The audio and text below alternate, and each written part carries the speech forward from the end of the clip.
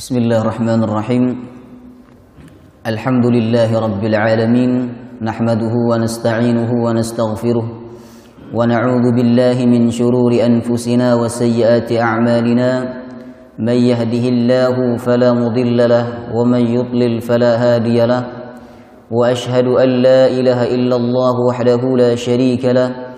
Wa ashhadu anna Muhammadan 'abduhu wa rasuluhu la nabiyya wa la rasula ba'dahu.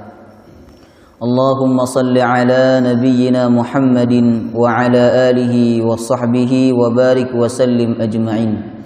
Qala Allah Ta'ala fil Qur'anil Karim wa huwa asdaqul qailin. A'udzu billahi minasy syaithanir rajim. Ya ayyuhalladzina amanu taqullaha haqqa tuqatih wa la tamutunna illa wa antum muslimun. Allahumma inna nas'aluka 'ilman nafi'a ورزقا طيبا وعملا متقبلا اللهم أنت يا ميسر يسر أمورنا أمور الدنيا والآخرة آمين يا رب العالمين. Hadirin hadirat Bapak Ibu jamaah salat subuh yang dirahmati Allah. Assalamualaikum warahmatullahi wabarakatuh. Alhamdulillah, kita bersyukur kepada Allah Subhanahu wa Ta'ala, kembali diberikan kemudahan oleh Allah untuk hadir di dalam suatu majelis yang mulia, yakni majelis ilmu. Apalagi majelis ini kita membahas perjalanan hidup sosok manusia yang paling kita cintai, yang paling kita harapkan syafaatnya pada hari kiamat, yakni Nabi kita Nabi Muhammad sallallahu alaihi wasallam. Maka semoga dengan mengkaji sirah Nabi Muhammad sallallahu alaihi wasallam, kecintaan kita kepada beliau semakin bertambah. Amin ya rabbal alamin. Sebab dalam sebuah hadis dikatakan cinta menjadi salah satu perantara kita akan dibangkitkan bersama Rasulullah di surga Allah Subhanahu wa Ta'ala. Sebagaimana ada seorang sahabat Badui datang kepada Rasulullah, "Ya Rasulullah, mata sa'ah?" Wahai Rasulullah, kapan hari kiamat terjadi? Kemudian Rasulullah balik bertanya, "Ma a'datta laha?" Apa yang kau persiapkan untuk menghadapi hari kiamat? Kemudian sahabat itu menjawab, "Ya Rasul, saya tidak mempersiapkan dengan banyaknya salat. Kami ini orang kampung, sibuk bekerja di kebun.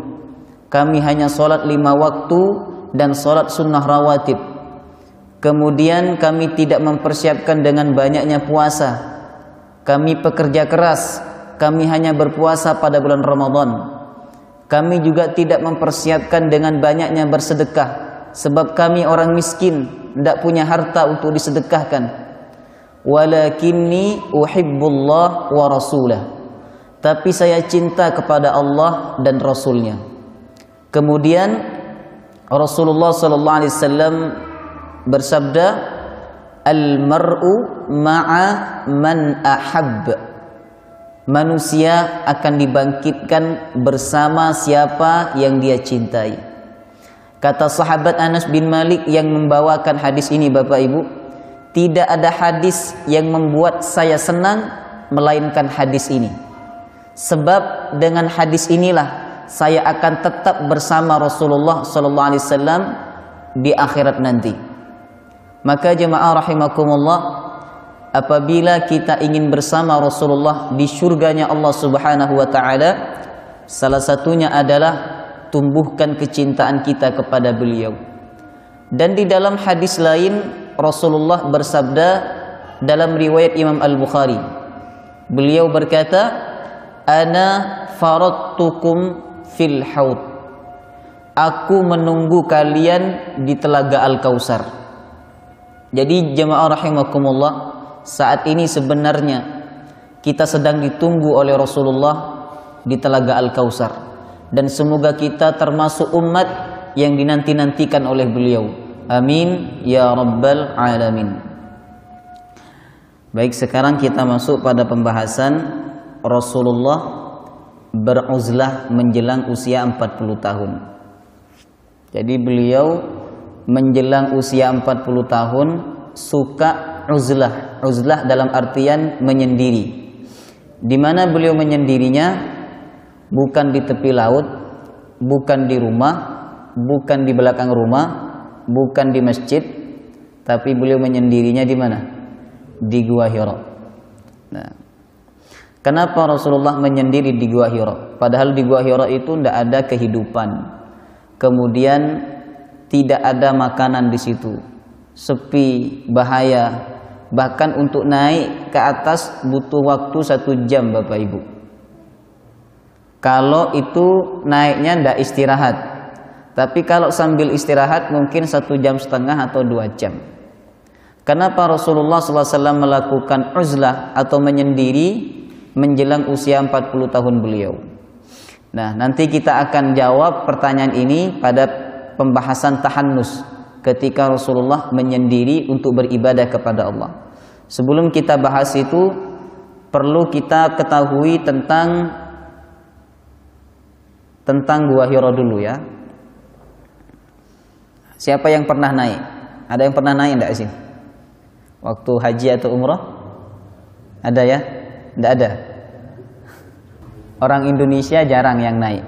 Rata-rata yang naik itu orang-orang luar negeri, orang Iran, Turki, kemudian Pakistan.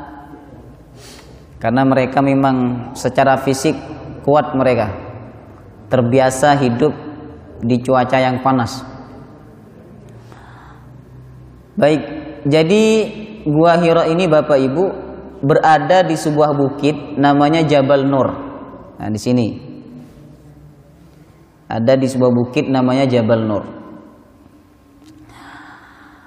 Kemudian sebenarnya ini hanya celah ya, celah sedikit yang ada di bukit Jabal Nur.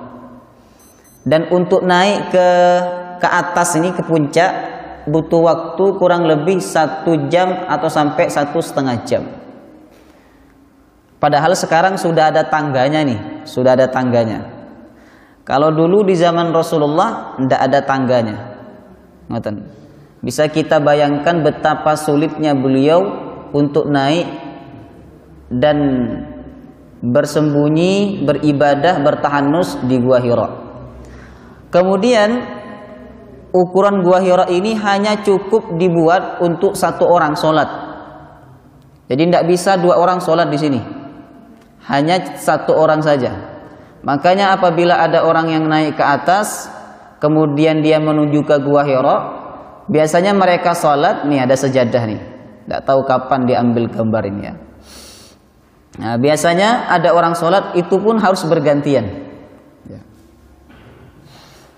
Karena ukuran panjangnya 3,5 meter, kemudian lebarnya kurang lebih 1,5 meter.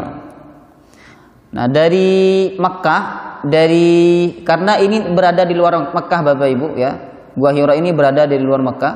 Dari Masjidil Haram ke Gua Hira kurang lebih perjalanan 7 km. Nabi itu jauh-jauh dari rumahnya jalan ke Gua Hira sepanjang perjalanan 7 km. Maka jemaah rahimakumullah, untuk naik ya sampai ke Gua Hira ini kurang lebih 645 meter untuk sampai ke Gua Hira itu. Sehingga diperkirakan 1 jam atau 1,5 jam perjalanan. Nah, kenapa Rasulullah SAW menyendiri di Gua Hira menjelang umurnya 40 tahun? Ternyata itu memang sebuah kebiasaan yang pernah dicontohkan oleh kakek beliau. Namanya Abdul Muttalib. Abdul Muttalib ini merupakan salah satu orang Arab yang masih memegang teguh ajaran Nabi Ibrahim alaihissalam. Sebagaimana ajaran Nabi Ibrahim sering menyendiri di gua. Termasuk juga nabi-nabi terdahulu Bapak Ibu. Seperti Nabi Musa. Beliau menerima kitab Taurat sebelum menerima kitab Taurat, beliau menyendiri dulu beribadah kepada Allah, mengasingkan diri dari manusia selama 40 hari.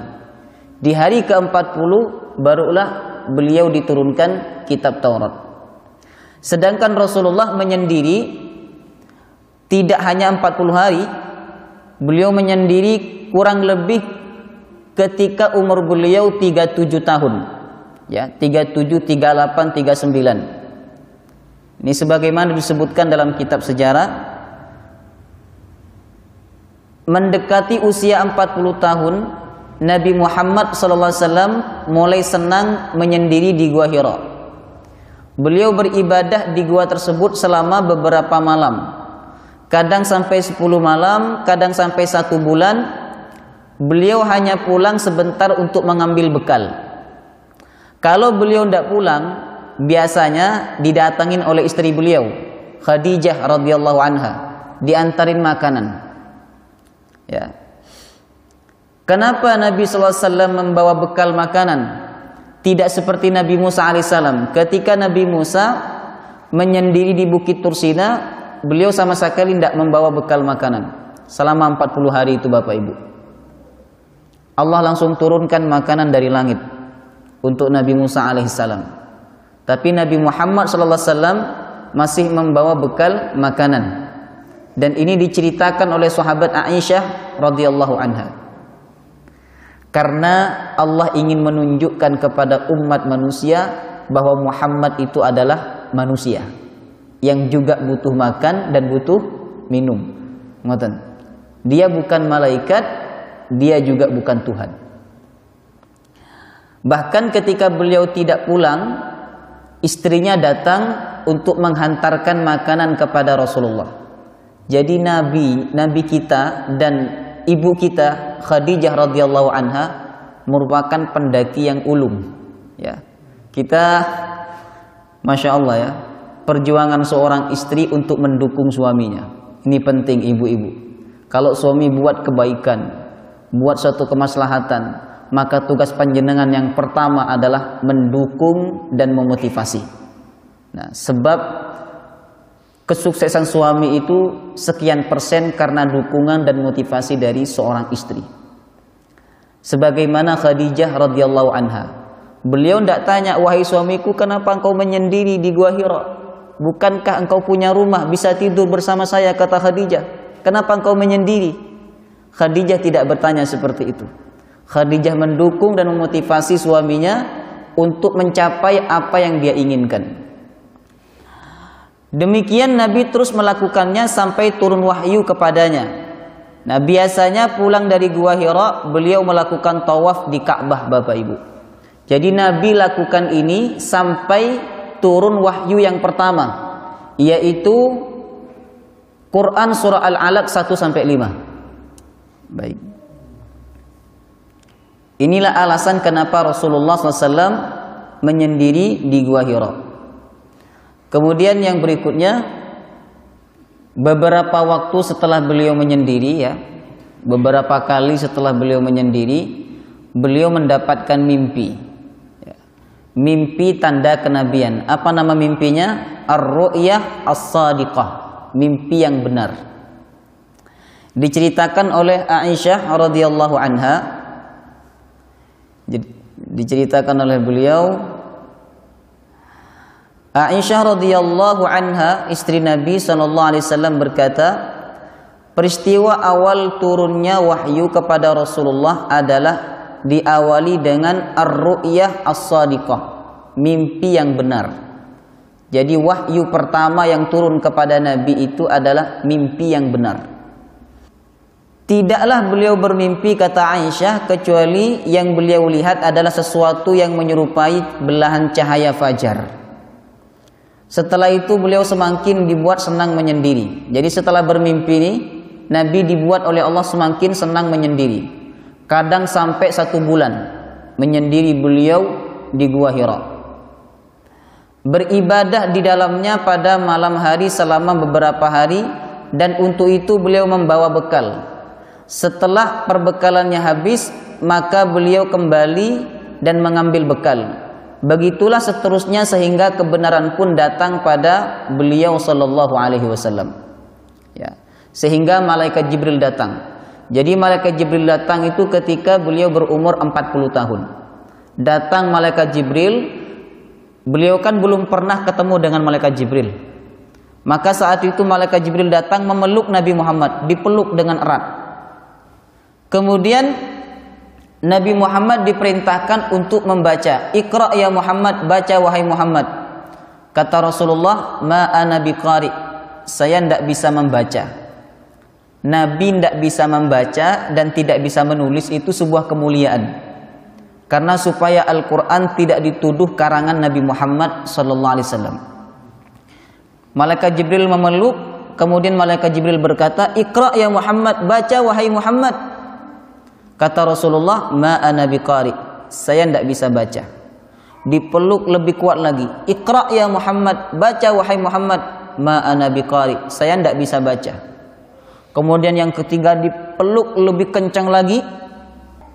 Malaikat Jibril berkata, Iqra bismi rabbikal ladzi khalaq, khalaqal insana min 'alaq, Iqra wa rabbukal akram alladzi 'allama bil qalam, 'allamal insana ma lam ya'lam.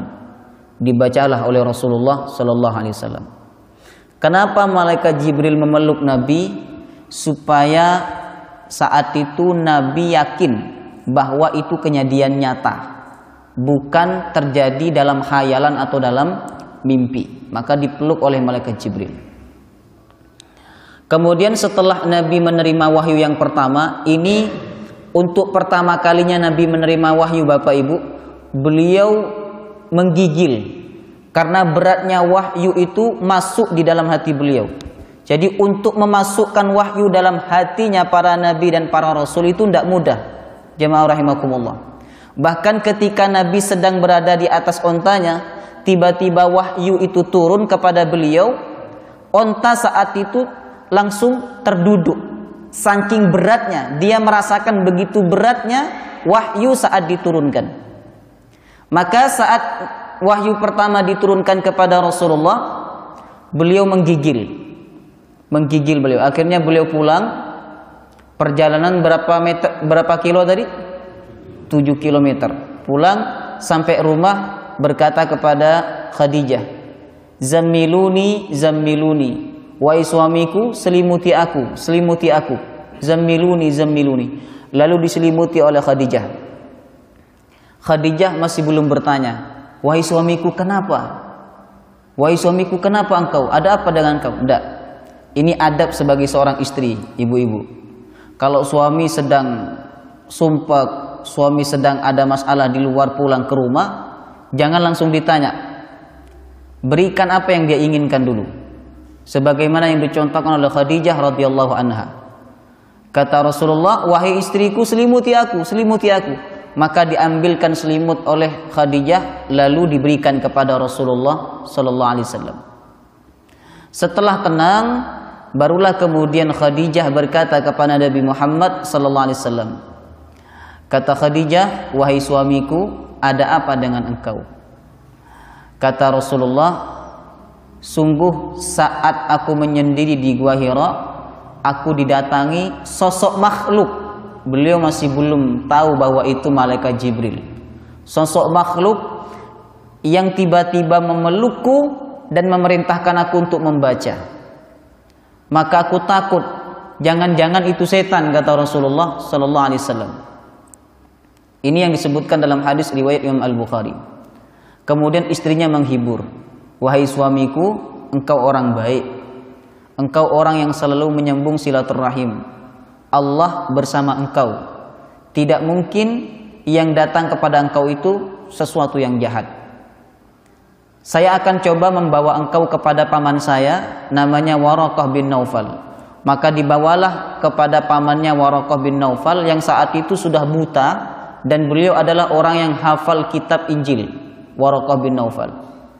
Kemudian ketika dibawa kepada Waraqah bin Naufal, Nabi SAW bercerita. Kata Waraqah bin Naufal, apa yang datang kepadamu Muhammad adalah namus atau malaikat Jibril yang pernah datang kepada Nabi Musa alaihissalam. Seandainya saya hidup bersamamu sampai kamu nanti akan diusir oleh kaummu, maka aku akan membela kamu, aku akan beriman kepadamu. Jadi orang pertama yang beriman kepada Rasulullah siapa? Waraqah bin Naufal. Nabi bertanya kepada Waraqah bin Naufal, apakah saya akan diusir? Iya, tidak ada orang seperti engkau kecuali engkau akan diusir oleh kaum. Maka benar Nabi diusir dari kota Makkah dan beliau pindah ke kota Madinah. Itulah awal mula turunnya wahyu kepada Rasulullah sallallahu alaihi wasallam. Sekarang kita ambil pelajarannya Bapak Ibu. Yang pertama, pelajaran yang dapat kita petik dari dua kisah tersebut. Pertama, kisah menyendiri. Yang kedua, kisah turunnya wahyu kepada Rasulullah SAW. Menyendiri dalam rangka tafakkur dan introspeksi diri merupakan perbuatan yang dianjurkan dalam syariat. Jadi menyendiri dalam rangka tafakkur. Tafakkur itu memikirkan kebesaran Allah, memikirkan kekuasaan Allah. Sebab kita sering melihat ciptaan Allah, tapi kita jarang berpikir, merasa bahwa itu kuasa Allah subhanahu wa ta'ala. Maka berpikir tentang kekuasaan Allah, ini salah satu tanda bahwa orang itu berakal, kata Al-Quran. Sesungguhnya dalam ciptaan Allah itu ada pelajaran, ada tanda kebesaran bagi orang-orang yang berakal. Siapa mereka? Alladzina yadhkurunallaha qiyaman wa qu'udan. Mereka yang mengingat Allah ketika dalam keadaan berdiri, wa qu'udan, dan ketika dalam keadaan duduk, wa ala junubihim, dan ketika mereka berbaring. Wa yatafakkaruna fi khalqis samawati wal ardh, dan mereka berpikir tentang penciptaan langit dan bumi. Saat mereka berpikir tentang penciptaan langit dan bumi, mereka berkata, Rabbana ma khalaqta hadza batilan subhanaka faqina adzabannar. Ini kalimat yang sunnah kita ucapkan apabila kita melihat ciptaan Allah yang begitu indah. Hafal kalimatnya? Rabbana ma khalaqta hadza batilan subhanaka faqina adzabannar. Maka perlu kita melakukan tafakkur, berpikir tentang kekuasaan Allah. Jangan sampai akal kita ini kita habiskan untuk memikiri dunia. Kemudian menyendiri dalam rangka tadzakur. Tadzakur itu mengingat kekurangan diri. Apa tujuan kita diciptakan oleh Allah? Apa kekurangan hidup kita? Apa maksiat yang selama ini masih kita lakukan? Apa kekurangan ibadah kita kepada Allah SWT? Ini perlu Bapak Ibu untuk kita lakukan, menyendiri dalam rangka tadzakur. Maka menyendiri termasuk salah satu perintah dalam Islam. Rasulullah SAW bersabda, Rajulun ayyun nasi afdal ya Rasulullah. Ada seorang laki-laki yang bertanya kepada Rasulullah, ayyun nasi afdal ya Rasulullah. Wahai Rasulullah, manusia yang seperti apa yang paling dicintai oleh Allah Subhanahu wa taala? Kata Rasulullah, mu'minun yujahidu binafsih. Orang beriman yang berjihad dengan dirinya. Jadi orang beriman yang berjihad dengan dirinya. Ada dua penafsiran dari hadis ini. Pertama, berjihad dengan badannya, artinya berperang. Yang kedua, berjihad melawan dirinya sendiri. Karena musuh yang paling berat itu adalah diri sendiri, Bapak Ibu. Ketika Rasulullah selesai perang Badar, Nabi bersabda, raja'na min jihadil asghar ila jihadil akbar. Kami pulang dari perang kecil menuju perang yang lebih besar. Sahabat tanya kepada Rasulullah, wa ma jihadul akbar ya Rasulullah? Perang apa yang lebih besar wahai Rasulullah? Padahal perang Badar itu perang terbesar dalam sejarah Islam. Rasulullah kemudian bersabda, jihadun nafsi, perang melawan hawa nafsu. Dan hawa nafsu itu ada di dalam diri kita, Bapak Ibu. Jadi musuh terberat kita adalah diri kita sendiri. Imam Ghazali membagi manusia dalam hal ini menjadi 3 golongan. Yang pertama, kata beliau, ada manusia yang hidupnya dikuasai oleh hawa nafsu. sehingga hawa nafsu seakan-akan Tuhan bagi dia. Sebagaimana firman Allah, afara'aita man ittakhadha ilahahu hawah. Apakah engkau tidak melihat orang yang menjadikan hawa nafsunya sebagai Tuhan?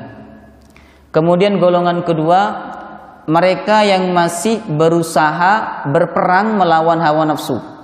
Kadang dia menang, kadang dia kalah. Ini golongan kita Bapak Ibu.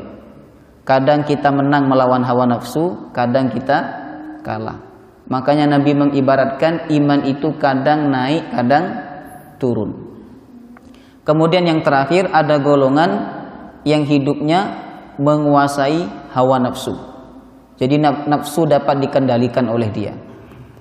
Kata Rasulullah, mukmin yang utama yang dicintai oleh Allah adalah mukmin yang berjihad binafsihi dengan dirinya, wa malihi dan dengan hartanya, fi sabilillah di jalan Allah Subhanahu wa taala. Kemudian sahabat itu kembali bertanya kepada Rasulullah, "Tsumma man ya Rasulullah?" Kemudian siapa lagi wahai Rasulullah? Rasulullah kemudian menjawab, "Rajulun mu'tazilun fi syi'bin minasyi'ab." Seorang laki-laki yang menyendiri dalam rangka ya'budu rabbahu, menyembah Allah dan berzikir kepada Allah Subhanahu wa taala. Jadi menyendiri itu perkara yang diperintahkan dalam Islam. Dan menyendiri tidak harus di gua Bapak Ibu. Ya. Bahkan dikatakan dalam pelajaran ini, setelah wahyu turun kepada Nabi, beliau tidak lagi menyendiri di Gua Hira dan menyendiri diganti dengan sholat malam. Ya. Jadi setelah turunnya wahyu, Nabi tidak pernah lagi menyendiri di Gua Hira. Maka kita tidak perlu datang ke sana, tidak perlu datang naik ke atas kemudian menyendiri di Gua Hira, itu tidak, karena wahyu sudah tidak turun lagi. Ngoten. Kecuali kita yakin akan mendapatkan wahyu, monggo. Menyendirinya Rasulullah diganti dengan apa? Salat malam. Maka salat malam itu waktu kita menyendiri dengan Allah Subhanahu wa taala. Rasulullah SAW bersabda, kata Rasulullah, "Alaikum biqiyamil lail." Hendaklah kalian salat malam. Karena salat malam itu salat yang paling utama setelah salat wajib. Afdhalus shalah ba'dal fariidah salatul lail. Salat yang paling afdal, yang paling utama setelah salat malam adalah salat yang paling utama setelah salat wajib adalah salat malam. Ya, yang paling utama setelah salat wajib salat malam. Oleh karena itu salat malam menjadi salah satu salat favoritnya Rasulullah SAW. Karena ketika waktu malam para nabi dan para rasul bisa menyendiri bersama Allah Subhanahu wa taala. Kalau waktu siang mereka habiskan dengan umat, waktu siang mereka habiskan untuk berdakwah, untuk bekerja mencari nafkah, maka waktu malam mereka habiskan dengan Allah Subhanahu wa taala. Maka jemaah rahimakumullah, mohonlah kepada Allah agar kita ini termasuk hamba yang istiqomah melaksanakan salat malam. Apabila panjenengan ingin menjadi orang mulia di hadapan Allah, ingin menjadi orang yang berkah, ingin menjadi orang yang dicintai oleh Allah, salah satu kuncinya adalah istiqomah salat malam. Ya. Saya pernah datang kepada seorang ulama, saya tanya, bagaimana supaya ilmu bermanfaat? Bagaimana supaya ilmu ini tetap ada walaupun kita sudah tidak ada? Apa yang harus kita lakukan? Kata beliau, pertama ikhlas. Yang kedua adalah salat malam. Ikhlas dan salat malam. Allah berfirman, "Wa minal laili fatahajjad bihi nafilatan lak, asa ayyab'atsaka rabbuka maqaman mahmuda." Dan sebagian daripada malam hendaklah kalian bertahajud, nafilatan lak, sebagai tambahan amal untukmu. Asa ayyab'atsaka rabbuka maqaman mahmuda, sehingga Allah akan memberikan engkau maqaman mahmuda, kedudukan yang terpuji. Kalau panjenengan punya jabatan dan jabatannya diridhoi oleh Allah, salat malam. Punya ilmu dan ilmunya diridhoi oleh Allah, salat malam. punya harta dan hartanya ingin diridhoi oleh Allah, salat malam Bapak Ibu. Karena itu setelah Nabi menerima wahyu, beliau tidak lagi ke Gua Hira, tapi beliau menyendiri di masjid, kadang menyendiri di rumahnya untuk melaksanakan salat malam. Kemudian pelajaran yang ketiga, mimpi yang dialami oleh Rasulullah SAW adalah mimpi yang benar dan wahyu dari Allah. Jadi mimpi yang dialami oleh para nabi dan rasul itu pasti mimpi yang benar. Berbeda dengan mimpi yang dialami oleh kita. Mimpi yang dialami oleh manusia biasa selain nabi dan rasul, mimpi itu bisa saja karena pengaruh dari syaitan. Sedangkan para nabi dan para rasul, mereka tidak dapat dipengaruhi oleh syaitan dalam tidurnya. Ngoten. Maka dikatakan dalam hadis yang sahih bahwa mimpi itu ada 3 macam Bapak Ibu. Yang pertama mimpi hadithun nafsi, cerita jiwa. Biasanya panjenengan sebelum tidur kepikiran kepada sesuatu lalu terbawa dalam mimpi. Ini namanya cerita jiwa. Misal panjenengan berpikir untuk rekreasi ya, karena udah lama tidak rekreasi sebab PPKM nih. Akhirnya dalam tidur panjenengan bermimpi rekreasi. Nah, maka mimpi itu disebut oleh Rasulullah hadithun nafsi, cerita jiwa. Kemudian yang kedua, takhwifus syayatin, mimpi karena ditakut-takuti oleh setan. Misalnya panjenengan mimpi dikejar ular, atau mimpi dibunuh, ya, atau mimpi hartanya dirampok, mimpi rumahnya terbakar, itu mimpi ditakut-takuti setan. Dan mimpi itu tujuannya adalah untuk membuat akidah kita goyah kepada Allah Subhanahu wa taala. Maka ketika mimpi buruk, kata Nabi, sunnahnya adalah pertama, jangan menceritakan mimpi itu kepada orang lain, hatta sekalipun kepada istri, jangan diceritakan. Itu sunnah pertama. Yang kedua, karena mimpi buruk itu dari syaitan, kata Rasulullah, untuk menggoyahkan akidah kita, maka setelah mimpi kita disunahkan berludah 3 kali ke sebelah kiri. Berludah. Tapi di luar ya, bukan di kamar. Berludah ke sebelah kiri 3 kali. Ya. Untuk menunjukkan bahwa kita menghinakan permainan setan dalam mimpi tersebut. Kemudian yang ketiga, jemaah rahimakumullah, ada mimpi itu busyra minallah, kabar gembira dari Allah Subhanahu wa taala. Ada orang belum pernah naik haji dan dia pengen banget untuk berangkat haji, tapi gajinya tidak cukup Bapak Ibu. Untuk naik haji itu dia tidak cukup gajinya. Tapi kemudian pada saat tidur dia bermimpi tawaf. Qadarullah, dengan izin Allah, tak lama setelah mimpi itu ada orang datang kepada dia mendaftarkan dia untuk naik haji. Masya Allah. Jadi mimpi bisa saja kabar gembira dari Allah untuk masa yang akan datang. Maka sebelum tidur, supaya kita tidak terganggu oleh syaitan dan mimpi kita tidak dipengaruhi oleh syaitan, mimpi kita mimpi yang baik, mimpi yang menjadi kabar baik dari Allah Subhanahu wa taala, sebelum tidur kita disunahkan apa? Berwudu.